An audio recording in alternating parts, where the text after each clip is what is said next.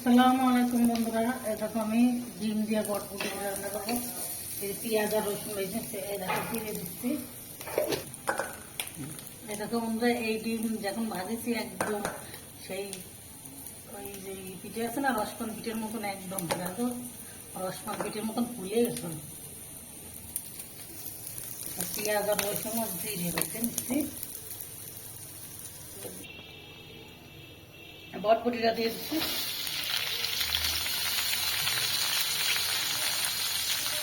এখন রাত 9টা 9:30 বাজে দিচ্ছে। দুপুরবেলা ডাল রান্না করেছেন, টক ডাল, মুরগির রোদ। এখন আমি বটবুটি রান্না করতেছি, আলু দিচ্ছি,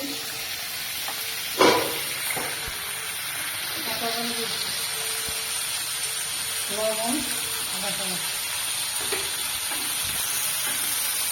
আলুটা আমি আলু খেয়ে দুপুরে লবণ দেবো, তারপর হলুদ দিয়ে দিলাম।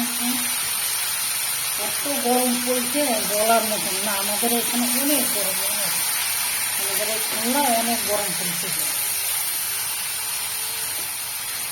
একদম।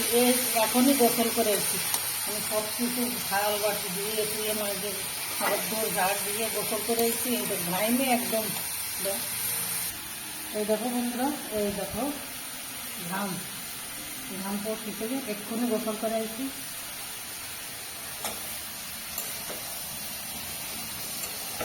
আপনারা ভালো ভালো কমেন্ট করেন, দেখতে খুব ভালো লাগে।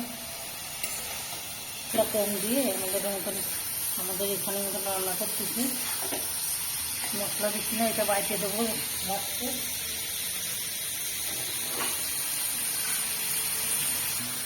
পানি দিয়ে দিচ্ছি, কষার পানি। কষার পানিটা হয়ে গেলে ওখানে দেবেন, অল্প করে দিচ্ছি, কারণ একটা আলু নেই, এই জন্য তো লাগবে না।